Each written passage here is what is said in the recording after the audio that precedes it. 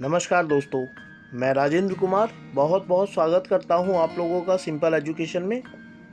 दोस्तों, जैसा कि आप जानते हैं कि वर्तमान समय में हम ओम प्रकाश वाल्मीकि द्वारा लिखी गई आत्मकथा झूठन का अध्ययन कर रहे हैं और इस संबंध में आज फिर मैं हाजिर हूं इस आत्मकथा का चौथा भाग लेकर। इससे पहले वाली 3 वीडियोज़ में हमने ओम प्रकाश वाल्मीकि के शुरुआती जीवन के वर्षों का अध्ययन किया है और जाना है कि अपनी शिक्षा व्यवस्था के दौरान ओम प्रकाश वाल्मीकि को किन समस्याओं का सामना करना पड़ा। आज इस चौथी वीडियो में हम उससे आगे की कहानी जानेंगे। दोस्तों, यदि आपने वो तीनों वीडियोस नहीं देखी हैं तो आप उन तीनों वीडियोस को ज़रूर देखिएगा, क्योंकि इस चौथी वीडियो को देखने का संदर्भ और मतलब आपको तभी समझ आएगा जब उन तीनों वीडियोस को आप देख लेंगे। अब सवाल यह है कि आप उन वीडियोस को कहाँ ढूंढेंगे। तो दोस्तों, ढूंढने की कोई ज़रूरत नहीं है। उन तीनों ही वीडियोस का लिंक मैं इस वीडियो के डिस्क्रिप्शन बॉक्स में डाल दूंगा ताकि आपको तीनों वीडियोस एक ही जगह मिल जाएं।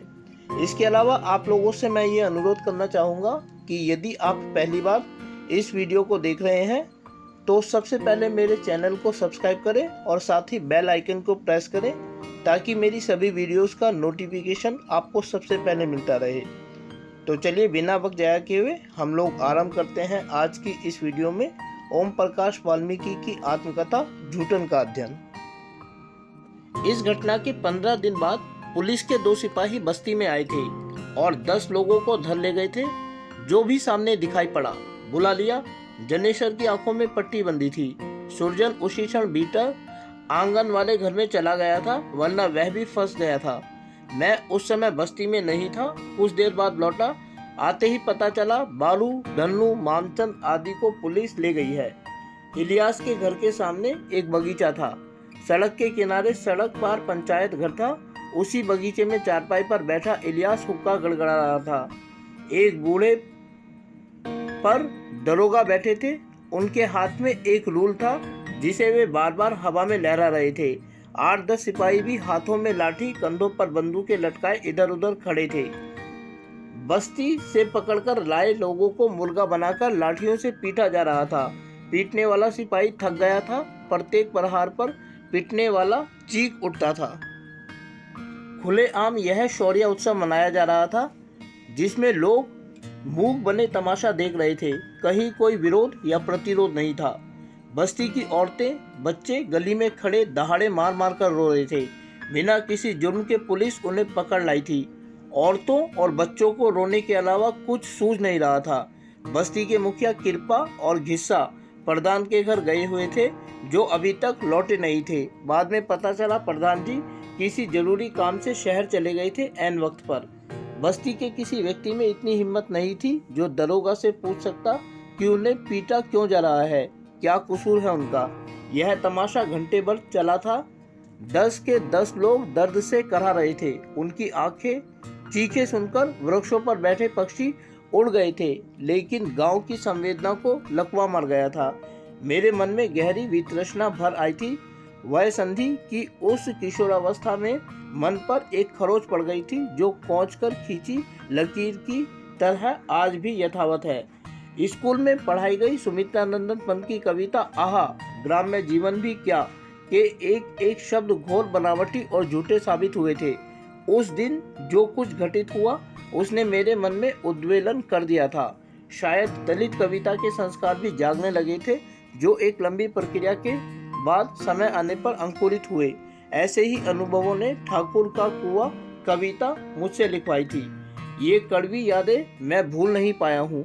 रह रहकर बिजली की तरह दिमाग में कौंधती हैं। अपने श्रम का मूल्य मांगना अपराध क्यों है? लोकतंत्र की दुहाई देने वाली सरकार सरकारी मशीनरी का उपयोग नर्सों में दौड़ते हुए लोगों को ठंडा करने के लिए करते हैं, जैसे हम इस देश के नागरिक ही नहीं हैं। हजारों साल से इसी तरह दबाया गया कमजोर और बेबसों को। कितनी ही प्रतिभाएं छल और कपट का शिकार होकर मिट गई, कोई हिसाब नहीं। पीट पीट कर वे लोग हताश घर लौट आए। खामोशी उनके चेहरों पर चिपकी थी। आंखों में गहन पीड़ा थी। शरीर जख्मी। उस रोज बस्ती में किसी के घर चूल्हा नहीं जला था। सभी डरे और सहमे हुए थे। इस हादसे ने आपसी सौहार्द खत्म कर दिया था।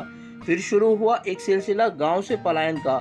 धन्नू, हरनाम, गुरनाम, फौजा, जसवीर एक एक कर चल पड़े थे शहरों की ओर, जहां उन्हें एक नई रोशनी अपनी ओर खींच रही थी। गांव की धरती जब बांझ होने लगे तो उसमें खाद पानी डालने की हिम्मत छूट जाती है। अपना गांव जब अपना ही न रह जाए तो लगाव कैसा।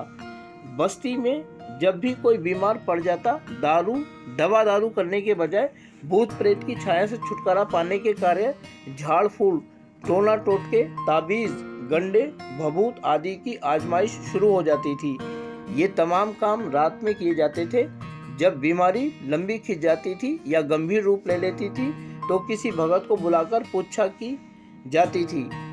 ऐसे समय में भगत के साथ एक ढोलक बजाने वाला, 2-3 गाने वाले होते थे जो ढोलक की खास ताल पर एक ही सुर में गाना गाते थे।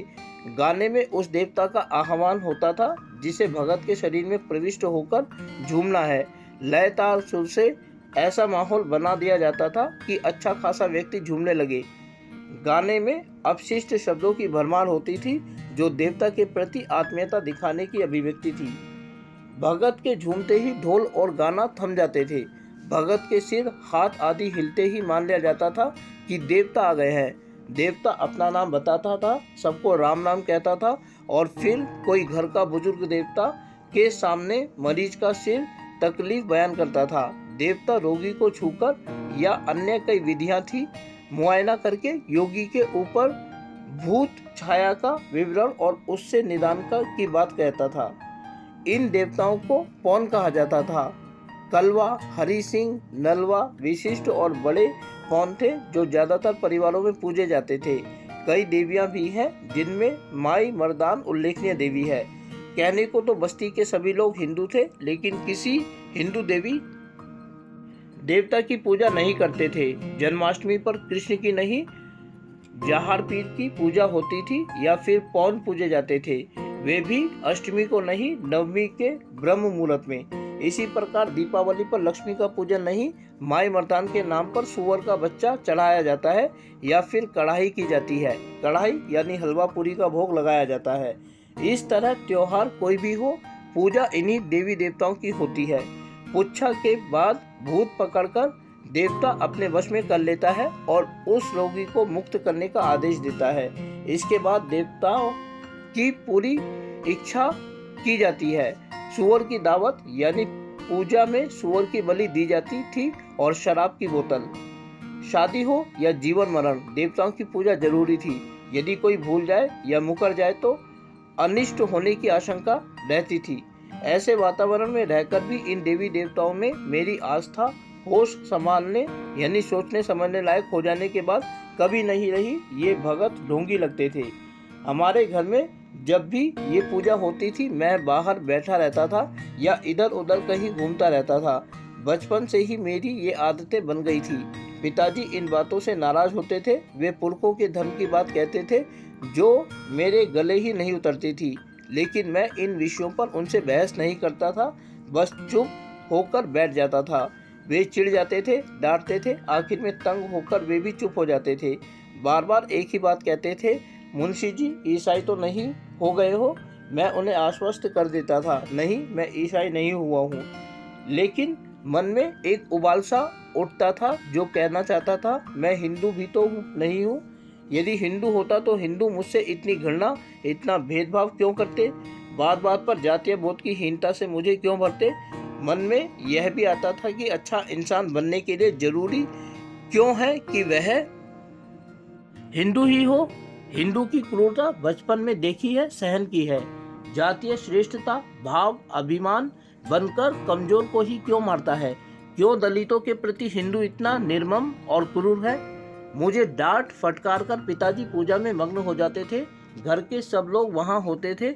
मैं अकेला अपने आप में खोया अंधेरे की गहरी परतों में अपने आप को ढूंढने की कोशिश करता था। ये मेरी आदत बन गई थी जिसने मुझे चुप्पा और अंतर्मुखी बना दिया था। जब भी रात के सन्नाटों में किसी घर से पौन आह्वान की ढोलक बजने और गाने की आवाज कानों में पड़ती, मेरी नींद उड़ जाती थी। जब किसी को भगत बनाने की प्रक्रिया शुरू होती थी तो 1.25 महीने तक ढोलक बजना और गाना जारी रहता था। घर के अंदर 1.25 महीने तक दिया जलता रहता था, जिसके सामने भगत बनाया जाने वाला व्यक्ति हाथ जोड़कर एकाग्रचित्त खड़ा रहता था। उसके गले में धागे की एक मोटी सी माला पड़ी रहती थी। दिए के पास अंगारों पर लोबान डाला जाता था, जिसका धुआं पूरे घर में भरकर एक रहस्यात्मक माहौल की रचना कर देता था। पौन खिलाने वाला गुरु देवता का आह्वान करता था। तरह तरह के लालच देवता को दिए जाते थे ताकि देवता नए भगत के शरीर में प्रविष्ट हो सके।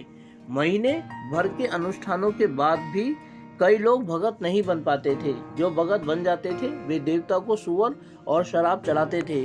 पूरी बस्ती को खाना खिलाया जाता था। उसके बाद वह भगत पुच्छा के लिए किसी के भी घर जा सकता था। हमारे पड़ोस में बुर्जा का घर था। उसके शरीर में वादी देवता आते थे। उस पल वे कई तरह की आवाजें मुंह से निकालते थे, कलाबाजियां खाते थे, खूब उछल-कूद करते थे। ऐसे दिनों में बस्ती का माहौल डरावना हो जाता था। सांझ होते ही बच्चों को घर से बाहर निकलने की मनाही हो जाती थी। सभी को लगता था जैसे चारों ओर भूत मंडरा रहे हैं। मेरे मन में जहां भूतों के अस्तित्व से इनकार था, वही उतनी ही गहराई से सांस्कारिक भय भी विद्यमान था। इस भय से मुक्त होने में मुझे काफी समय लगा था। गर्मी की छुट्टियों में महीने भर के लिए मैं देहरादून चला गया था, लेकिन वहां जाते ही मुझे पेचिश लग गए थे जो काफी लंबे समय तक ठीक नहीं हुए थे। स्कूल खुलने से पहले ही मैं गांव लौट आया था। पेट में मरोड़ उठता था, दर्द भी रहने लगा था। पिताजी ने 1-2 नीम हकीम को दिखाया भी, लेकिन ठीक नहीं हुआ। काफी कमजोर हो गया। दुबला पतला तो पहले से ही था, कुछ और हो गया था। इसी बीच कैंदकी से मेरे एक रिश्ते के बहनोई आ गए थे। वे भी भगत थे। पिताजी ने मेरा हाल उन्हें सुनाया। उन्होंने मेरा मुआयना किया और पिताजी से बोले, क्यों दवा दारू के चक्कर में हो, इसे तो ओपरा है, यानी भूत की लपेट में है ये। थोड़ी देर वे जमीन पर उकड़ू बैठकर कुछ बड़बड़ाते रहे कि अचानक उनका शरीर हिलने लगा। उन्होंने एक कपड़ा मांगा। उस कपड़े से उन्होंने एक कोड़ा बना लिया था। उनके मुंह से एक भयानक आवाज निकली। कोड़ा हवा में लहराया और सड़ाक से मेरी पीठ पर पड़ा। एक तो कमजोरी, ऊपर से कोड़े की मार। मैं तिलमिला गया। उन्होंने दोबारा कोड़ा हवा में लहराया। मैंने रोकना चाहा। जीजा, यह क्या कर रहे हो, मुझे चोट लगी है। लेकिन वे अपनी धुन में थे। 3-4 कोड़े सटका दिए। वे समझ रहे थे भूत पिट रहा है। जान मेरी निकल रही थी। आखिर मैंने कोड़ा पकड़कर उनसे छीन लिया। वे और ज़्यादा तेज हवा में मुझे भयभीत करने लगे। मैं चिल्लाकर पिताजी से कहा, मुझे जान से मार डालेगा यह, इसे रोको, मुझे भूत कुछ नहीं चिपटा है। अचानक उनका देवता शरीर छोड़कर गायब हो गया था। वे चुपचाप सिर थामे बैठे थे, जैसे कुछ हुआ ही नहीं। मेरा पोर दुख रहा था। उनका कोई भी हथकंडा मुझ पर नहीं चला तो वे सुबह होते ही अपने गांव लौट गए। मेरा विश्वास और पुख्ता हो गया था कि ये सब ढोंगबाजी है, जहां आस्था के सामने तर्क कोई मायने नहीं रखता था। ना जाने कितने लोग इन भक्तों ने मार डाले। मेरे 2 भाई बिना दवा दारू और सही इलाज के चल बसे थे। जगदीश की उम्र मुश्किल से 17-18 वर्ष रही होगी। शरीर से हट्टे कट्टे जगदीश ने दूसरे दिन बुखार में ही दम तोड़ दिया था। ऐसे ही सुखबीर 24-25 वर्ष के रहे होंगे जब गुजर गए थे। हर साल बस्ती में 1-2 मौतें इसी तरह हो जाती थी। फिर भी इन देवताओं और भक्तों के प्रति आस्था कम नहीं होती थी। पूजा के लिए मारा गया सूअर और शराब किसी उत्सव से कम नहीं होता था। 2 घूंट गले से उतरते ही आदमी हवा में उड़ता रहता था। वह शराब अक्सर कच्ची ही होती थी, जो घरों में ही तैयार हो जाती थी। कभी कभार छपार या पुरकाजी के ठेके से भी देसी बोतल मंगा लेते थे। शराब पीकर आपस में लड़ना झगड़ना, गाली गलौज, मारपीट आम बात थी। छोटी छोटी सी बातों में आपसी रंजिश इतनी बढ़ जाती थी कि सिर फुटोवल हो जाए। ऐसी थी जिंदगी। वे दिन महत्वपूर्ण दिन थे। उन दिनों मैं उनसे भागना चाहता था। आज वे मेरी ताकत हैं जो मुझे हौसला देते हैं। गांव में पश्चिम में एक बड़े से जोहड़ के किनारे ऊंचे चबूतरों पर माता का एक मंदिर था। जोहड़ में जलकुंभियों का साम्राज्य था। किसी जमाने में यह मंदिर का चबूतरा एक बड़े विशाल वट वृक्ष के नीचे था, जो 3 ओर से तगाओं के मकानों से घिरा था। इस मंदिर में आषाढ़ के महीने में विशेष पूजा होती थी, जिसका इंतजार हमारी बस्ती के लोग पूरे वर्ष करते थे। मंदिर में चढ़ने वाला चढ़ावा बस्ती के लोग ही लाते थे। चढ़ावे में होते थे कपड़े, चुनरियाँ, चूड़ियाँ, पैसे, पूरी, मालपुए, हलवा, बताशे, कभी कभार एक आध चांदी का छल्ला या अंगूठी, जिसे लेकर बस्ती के लोगों में मारपीट भी हो जाती थी। इस मंदिर में आसपास के गांव की स्त्रियां, बच्चे, लड़कियां बैलगाड़ियां में लद कर आते थे मनौतियां पूरी करने। इस मंदिर के प्रति लोगों के मन में अगाध श्रद्धा थी। बस्ती के लोग चढ़ावे पर गिद्धों की तरह झपटते थे। गांव के बड़े बुजुर्गों ने मिलकर रास्ता ढूंढ लिया था। मंदिर के चढ़ावे को 3-4 लोग मिलकर इकट्ठा कर लेंगे और बस्ती में जाकर बांट लेंगे। पहली बार जब इस फैसले को लागू किया गया तो मालपुओं और पूरियों का ढेर लग गया था। माता की इस पूजा का बस्ती में एक और महत्व था। माता के नाम पर सूअर के बच्चे, मुर्गे और बकरे चढ़ाने की परंपरा थी। बस्ती के प्रत्येक घर में इस अवसर के लिए मुर्गे और सूअर के बच्चे पाले जाते थे, जिनसे थोड़ी बहुत आमदनी हो जाती थी। जर्जर हालत में थोड़ा सहारा मिल जाता था। उस साल हमारे घर में 8-10 सूअर के बच्चे थे, जिनमें से अधिकांश बिक गए थे। घर के सभी लोग व्यस्त थे। पिताजी और जनेसर सुबह से ही ग्राहकों को बच्चा मारकर ढूंढ कर काट छाट कर देने में लगे थे। अचानक खाई खेड़ी से एक व्यक्ति आया। एक बच्चा उसने मुँह मांगे दामों में खरीद लिया था, लेकिन उसे बच्चे की बलि मंदिर के सामने वाले बगीचे में देनी थी, जहां उसके परिवार के और भी लोग आकर ठहरे हुए थे। पिताजी और जनेसर जा नहीं पा रहे थे, क्योंकि घर पर ही इतना काम फैला हुआ था कि छोड़कर जाना भी मुश्किल था। पिताजी ने बच्चे के पांव और मुंह रस्सी से बांध दिए थे, फिर भी उसके मुंह से घिसघिसाहट निकल रही थी। स्कूल की छुट्टी थी। मुझे पिताजी और जनेसर के काम में हाथ बटाना पड़ रहा था। पिताजी ने बंधे हुए बच्चे को मेरे कंधे पर रख दिया। मैं हैरानी से पिताजी की ओर देख रहा था, लेकिन पिताजी ने मुझे जबरन उनके साथ कर दिया। वे मेरी हिचकिचाहट पर नाराज थे। 8-10 किलो के बच्चे को कंधे पर रखकर चलना मेरे लिए भारी पड़ रहा था। वह व्यक्ति मेरे आगे आगे तेज चल रहा था। बोझ के कारण मेरी चाल धीमी थी। बगीचा घर से काफ़ी दूर था। बगीचे तक जाते जाते मेरे हाथ पांव सुन्न हो गए थे। बगीचे में कई बैलगाड़ियां खड़ी थी। 8-10 औरतें ढोलक पर माता के गीत गा रही थी। कुछ लोग झुंड बनाकर हुक्का गुड़गुड़ा रहे थे। बच्चे खेलकूद में मग्न थे। सूअर के बच्चों की ची सुनते ही खेल छोड़कर तमाम बच्चे मेरे इर्द गिर्द जमा हो गए थे।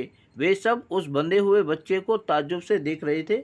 उस व्यक्ति ने अपनी पत्नी को आवाज़ दी। वह एक थाली में हल्दी चावल लेकर आई। एक स्त्री ने जमीन पर गोबर लीप दिया था, दूसरी ने आटे से उस पर आड़ी तिरछी रेखाओं से चौकोर क्षेत्र पूरा कर दिया था। उस व्यक्ति ने बंधे हुए बच्चे को उठाकर उस जगह पर रख दिया था। उसकी पत्नी ने बच्चे के कान और माथे पर हल्दी चावल के अक्षत लगाकर माता की जयकार की, जिसे सभी ने ऊंची आवाज में दोहराया।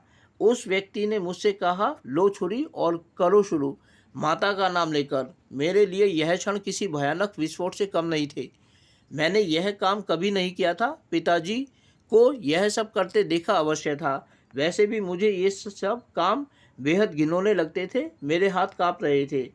मुझे चुप देखकर वह व्यक्ति गुर्राया, अबे करता क्यों नहीं? मैंने उससे कहा, आप ही कर लो, मुझसे होगा नहीं। नहीं होगा? तेरा मतलब क्या है? हमने पैसे दिए हैं, यो तो तन्ने करना ही पड़ेगा। उसकी आंखों में गुस्सा उतर आया था। मैंने अपने आप को संभालने की कोशिश की, लेकिन साहस ही नहीं हो रहा था। वह आदमी फिर गुर्राया। मैंने कांपते हाथों से छुरी उसके सीने पर रखकर दबाई। वह जोर से चीखा। मेरी आंखें बंद हो गई थी। थोड़ा सा दबा बढ़ाया तो वह उसके सीने में उतर गई। लगभग 1 इंच। खून का फव्वारा फूट पड़ा। उस व्यक्ति ने चिल्लाकर कहा, और घुसाओ। लेकिन छुरी आगे नहीं बढ़ रही थी। उस व्यक्ति ने छुरी की मूठ पर दबाव बढ़ा दिया और अपने हाथ से लहू से मेरे कपड़े, हाथ, मुंह भीग गए थे। उस व्यक्ति ने एक बर्तन में लहू इकट्ठा कर लिया था। बच्चा अभी भी चीख रहा था। छुरी उसके दिल को छेद चुकी थी, लेकिन वह मरा नहीं था। वे सब मेरा मुंह ताक रहे थे। मैं बदहवासी में छुरी पकड़े हुए था, जो बच्चे के सीने में धसी हुई थी। जब काफ़ी देर तक उसके प्राण नहीं निकले तो उन लोगों ने उसे घास फूस की धिरकती आग में रख दिया था। आँच लगते ही वह बच्चा चीखा था। उस क्षण मुझे ऐसा लगा था जैसे मेरे बदन में जलने से फफोले उभर आए हैं। अचानक मैं वहाँ से भाग खड़ा हुआ। सीधे घर पहुंचकर ही दम लिया था। पिताजी अभी भी किसी ग्राहक को एक बच्चा पकड़कर दे रहे थे। जब तक वे मुझसे कुछ पूछते, मैं अंदर माँ के पास पहुंच गया था। माँ ने मेरा हाल देखा तो घबरा गई। माँ की गोद में सिमटकर मैं रो रहा था। माँ ने उस रोज ना संभाला होता तो शायद मेरे दिमाग की नसें फट जाती। पीड़ा और ग्लानि के जिस भंवर में मैं उस क्षण उलझ गया था, उसने मुझे गहरे तक झकझोर दिया था। माँ और पिताजी में इस बात को लेकर झगड़ा हुआ था। तू मैं के साथ नौबत मारपीट की आ गई थी। माँ ने साफ शब्दों में कह दिया था, ओम प्रकाश यह काम नहीं करेगा। माँ ने जिस दृढ़ता से कहा था। पिताजी गुस्से से बाहर निकल गए थे। शायद वे वहीं गए थे जहाँ मैं अधूरा काम छोड़कर भाग आया था। उनसे पैसे लिए थे तो उनका काम पूरा करके देना है, यह पिताजी का तर्क था। जबान की बात थी। मैं कई दिनों तक सहज नहीं हो पाया था। त्यागी इंटर कॉलेज की इमारत गांव से बाहर थी। मुजफ्फरनगर जाने वाली पक्की सड़क पर एक टीला था, जिसे समतल करके कॉलेज की इमारत खड़ी की गई थी। अब इस कॉलेज का नाम बरला इंटर कॉलेज बरला गांव है। चारों ओर लहलाते हरे भरे खेत हैं। उत्तर में बरला गांव है तो दक्षिण में छपार, पूर्व में ताजपुर और पश्चिम में नागला गांव स्थित है। कॉलेज की भव्य इमारत आकर्षित करती है, जिसके दोनों किनारे गोलाई लिए हुए हैं। पृष्ठभाग अंग्रेजी के ई आकार का दिखाई पड़ता है। प्रारंभ में यह एक मंजिली इमारत थी, बाद में ऊपरी मंजिल का निर्माण हुआ था। खुली स्वच्छ हवा और वातावरण, विशेष रूप से सर्दी के दिनों में सभी कक्षाएं धूप में लगती थी। अच्छा बड़ा खेलने का मैदान था। इमारत के सामने भी खुला हरा भरा प्रांगण था। प्रतिदिन कॉलेज शुरू होने से पहले इसी प्रांगण में सामूहिक प्रार्थना के लिए सब एकत्र होते थे। 15 अगस्त और 26 जनवरी को इसी प्रांगण में झंडा फहराया जाता था। इसी झंडे के सामने प्रत्येक कक्षा के छात्र पंक्तिबद्ध खड़े होते थे सामूहिक प्रार्थना के लिए। फूल सिंह त्यागी पीटी मास्टर थे। स्वभाव से गुस्सैल, जबान भद्दी, हर वक्त नाक चढ़ी रहती थी। बात बात में गाली देना एक खास आदत थी। लकड़ी की तीली से दांत कुरेदते रहते थे। पीटी के अलावा कभी कभी हिंदी भी पढ़ा देते थे। पढ़ाते क्या थे, पाठ रटाते थे। एनसीसी के इंचार्ज भी वही थे। सभी छात्र भयभीत रहते थे। उनका डर साए की तरह पीछा करता था। कक्षा में घुसते ही वे प्रत्येक छात्र को आतंकित कर देते थे। कक्षा में कोई जरा भी हिला, घंटों के हिसाब से मुर्गा बनना पड़ता था। थप्पड़ लात घूसे आम बात थी। उनके करीब खड़ा होने में भी डर लगता था। कब हाथ पांव हिलने लगे कोई भरोसा नहीं। उनके सामने हर किसी की घिघी बन जाती थी। एक रोज प्रार्थना के समय वे कुछ ज़्यादा ही क्रुद्ध थे। हमारी कक्षा का मॉनिटर राम सिंह था, जो सबसे आगे था। उसके पीछे मैं था और मेरे पीछे सुरजन सिंह। सुरजन सिंह मेरे मामा का लड़का था। उम्र में मुझसे कई वर्ष बड़ा था, लेकिन 9वीं कक्षा में हम दोनों एक साथ थे। हमारी पंक्ति के दाहिने 10वीं कक्षा के छात्र खड़े थे, जो काफ़ी शरारती थे। राम सिंह ने उन्हें टोका। फूल सिंह त्यागी सामने अध्यापकों के साथ खड़े थे। उन्हें लगा राम सिंह कुछ शरारत कर रहा है। वे राम सिंह पर चिल्लाए, अबे काले दरोगा। वे राम सिंह को इसी नाम से पुकारते थे। सीधा खड़ा रह, वरना पीट पीट कर टेढ़ा कर दूंगा। उनके काला दरोगा संबोधन पर हंसी का सामूहिक फव्वारा फूट पड़ा, जिससे मास्टर फूल सिंह और ज़्यादा चिढ़ गए। हंसे तो सभी थे, लेकिन मास्टर फूल सिंह मेरे पीछे खड़े सुरजन सिंह पर पिल पड़े। लात घूसों की बौछार अप्रत्याशित थी। वे सुरजन सिंह को बेरहमी से पीट रहे थे। लगता नहीं था कि एक अध्यापक अपने छात्र को सजा दे रहा है। लगता था कोई जालिम गुंडा किसी निर्दोष को पीट रहा है। सुरजन सिंह जमीन पर गिर पड़े थे। वे लगातार घूसे और लात चला रहे थे। उस समय का एक संवाद कांच पर खींच दी गई लकीर सा अभी तक मेरी स्मृति में गूंज रहा है। अबे साले चूड़े की औलाद, जब मर जाएगा बता देना। बहुत हीरो बड़े हैं, आज काढ़ूंगा यानी निकालूंगा तेरी जुल्फों से तेल। मास्टर फूल सिंह थक गए थे सुरजन सिंह को पीटते पीटते। सुरजन सिंह जमीन पर पड़ा था। उसके चेहरे पर घूमड़ उभर आए थे, शरीर नीले निशानों से भर गया था। सभी विद्यार्थी सुन्न खड़े थे, अध्यापक खामोशी से तमाशा देख रहे थे। प्रिंसिपल यशवीर सिंह त्यागी निरपेक्ष भाव से चुपचाप खड़े थे। कहीं कोई विवाद या प्रतिवाद की भावना नहीं थी। मेरा रोम रोम भय से काँप रहा था, मेरे मन में दहशत भर गई थी। लग रहा था जैसे शरीर का तमाम रक्त किसी ने सोख लिया है। इस घटना के बाद अक्सर डरावने सपने आने लगे थे। हर पल डर समाया रहता था। इन दिनों मैं अंतर्मुखी होने लगा था, किसी से भी बात करने की इच्छा नहीं होती थी। सुरजन सिंह पर जो बीती सो बीती, वह मेरी स्मृति में यह अमानवीय हादसा आज भी ताज़ा है। वैसी ही दहशत मेरी चेतना पर छाने लगती थी। सुरजन सिंह की कोई गलती नहीं थी, फिर भी उसे पीटा गया। यदि हंसना अपराध था तो सभी हंसे थे, फिर सुरजन सिंह को ही क्यों सजा मिली थी? सुरजन सिंह पूरे स्कूल कॉलेज की आंखों में किरकिरी था। बचपन से ही वह देहरादून में रहा था। उसके रहन सहन का तरीका, कपड़े दूसरों से भिन्न थे, बल्कि बेहतर थे। वे सभी की नज़रों में खटकता था। अध्यापक हो या सहपाठी, सभी उससे चिढ़ते थे। एक चूड़े के घर जन्म लेकर वह उनसे बेहतर कैसे हो सकता है? इस घटना के बाद सुरजन सिंह का मन उखड़ गया था। उसका मन पढ़ाई में उचटने लगा था। हाई स्कूल बोर्ड की परीक्षा देते ही वह देहरादून लौट गया था। फूल सिंह से बदला लेने का विचार उसके भीतर जन्म लेने लगा था, लेकिन इस विचार को सार्थक करने की स्थिति में वह नहीं था। समय की गति ने उसके घाव का दर्द कम कर दिया था। ऐसे ही आदर्श शिक्षकों से पाला पड़ा था। उस समय बचपन से किशोर अवस्था की ओर बढ़ते हुए जब व्यक्तित्व का निर्माण हो रहा था, तब ऐसे दहशत भरे माहौल में जीना पड़ा। इस पीड़ा का एहसास उन्हें कैसे होगा जिन्होंने घृणा और द्वेष की बारीक सुइयों का दर्द अपनी त्वचा पर कभी महसूस नहीं किया था। अपमान जिन्हें भोगना नहीं पड़ा, वे अपमान बोध को कैसे जान पाएंगे? रीतिले डूहू की तरह सपनों के बिखर जाने की आवाज़ नहीं होती। भीतर एक हिला देने वाली सर्द लकीर खींच जाती है जिस्म के आर पार। कभी कभी लगता है जैसे कुलूल और आदिम सभ्यता में सांस लेकर पले बड़े हैं। तो दोस्तों, ओम प्रकाश वाल्मीकि की आत्मकथा जूठन का ये था आज चौथा वीडियो। इससे आगे वाली वीडियो में हम इससे आगे की कहानी जानेंगे। मैं उम्मीद करता हूं कि आप लोगों को वीडियो अच्छी लगी होगी, और साथ ही आप लोगों से अनुरोध करता हूं कि यदि वीडियो अच्छी लगी तो वीडियो को लाइक और चैनल को सब्सक्राइब जरूर करें। इसके अलावा आगे आने वाले अन्य दिनों में अन्य वीडियोस को देखने के लिए जुड़े रहें मेरे साथ मेरे इस यूट्यूब चैनल पर, जिसका नाम है सिंपल एजुकेशन। फिलहाल आप लोगों से विदा लेना चाहूँगा। वीडियो को देखने के लिए आपका बहुत बहुत धन्यवाद।